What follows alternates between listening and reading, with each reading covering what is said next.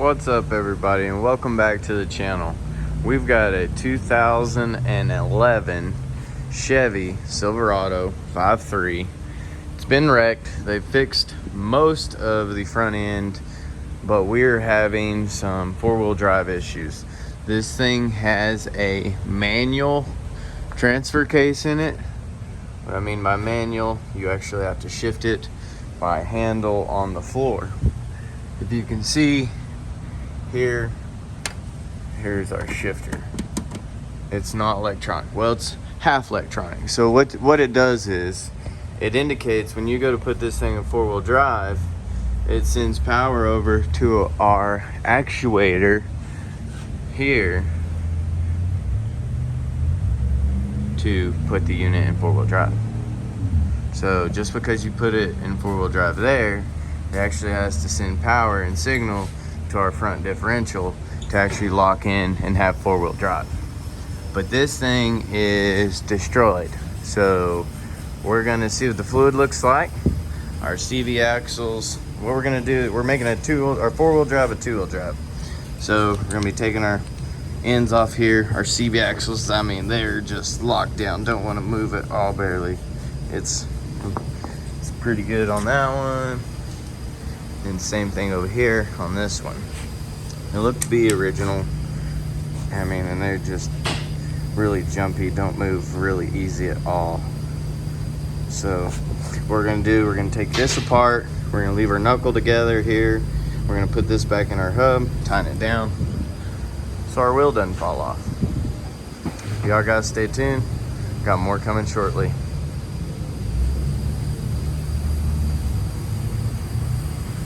That's pretty. Okay. Is it me or is anyone else excited to see what this fluid looks like? Like I said, it was in a wreck. I mean, I didn't even get around the block, and you almost wanted to call a tow truck to get back around the block. Oh yeah, this is gonna be good. Man, now that's a pretty color. I knew it was gonna be bad. Hold on. Ready for it again? Yep. Houston, we found the problem.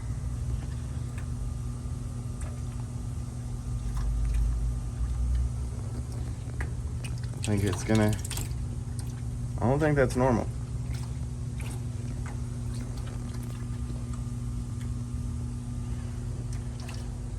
But we are ready to drop this thing. We have our fluid drained out of our front differential. We have doubled and triple checked all of our connections and made sure everything is loose and ready for it to come out. So we have two nuts on this side, on our passenger side, and then we have two bolts on our driver's side, which is going to allow us to drop this unit out. So let's get those down and we'll get this thing out of here. Okay, everyone, so now we've got our front differential ready to be pulled out.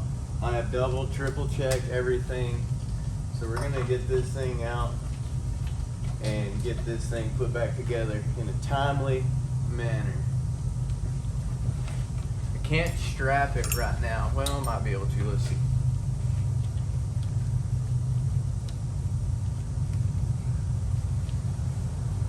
Gonna be probably a little wiggly and jiggly pulling it down, but we're gonna make sure to keep our hands on it and it's not gonna go anywhere.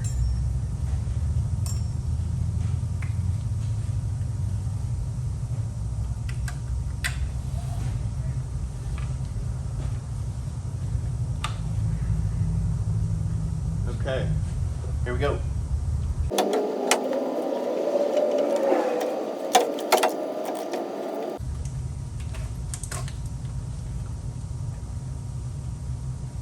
Trying to take my wire with it, even though I had it unplugged.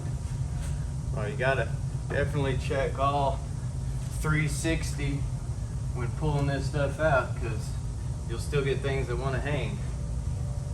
You don't want it to take it with it. That's our unit right there. We're gonna get this thing pushed to the side. Dinky dinky dink. Something is tore up from the floor up in this bad boy.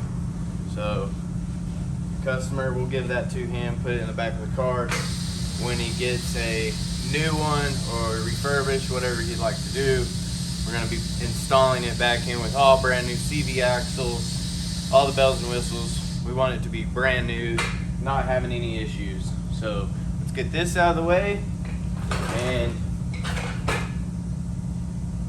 we're going to start dissecting our CV axles here in a second. But what I'm going to do, since I got y'all on the camera, we're going to start putting everything back together.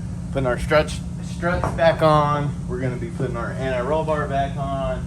Just kind of getting everything put back together, tightened up, to where this thing is just going to go back really quick. So y'all guys stay in there and don't work too hard. I'm just kidding. I love this, guys. If we didn't, we wouldn't do it. Definitely. Y'all make it fun. I know that sounds crazy that y'all would make it fun, but we like to do this for y'all. I'm not even gonna lie, some of the comments are pretty funny. Some of them, not so much. But that's okay. We got really great fans that take care of them people. So we don't have to say anything. I just stand back and laugh. Same with my dad. So we do our best to educate everyone with the correct information.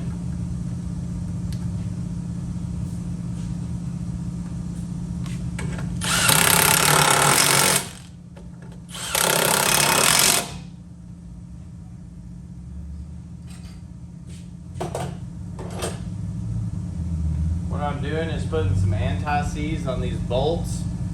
This thing was really rusted up in the front end area, so we want to make sure when I'm putting all this stuff back together that Loctite is put where Loctite is needed and everything else isn't ran down dry. We don't want to do that. We have complications of getting this thing back apart when I get the new unit. I thought I got it hand started. Guess it didn't.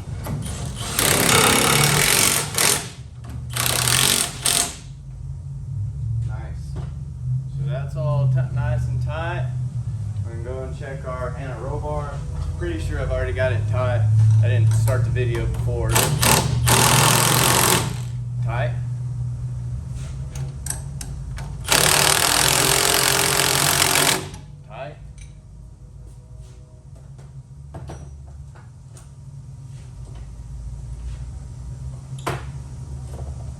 Check our 10mm bolts.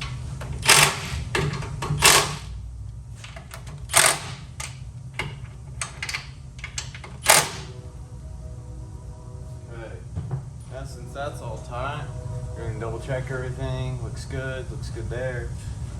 Our wiring, we're just going to kind of tie it up for right now, up against our rack and pinion. It's not going to go anywhere. It's not going to get in the way of anything. So we just don't want it falling on the ground and ruining our plug.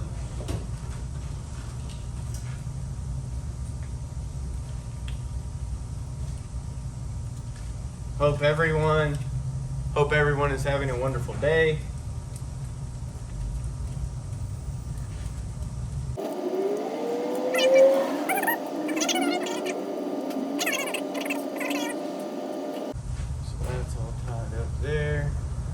Stationary it here shortly. My tie strap jumped out of my pocket.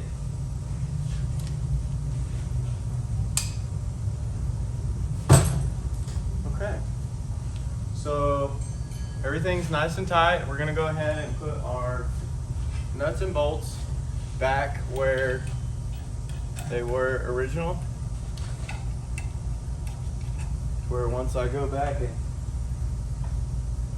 put our new unit in, of course, everything's going to be right there.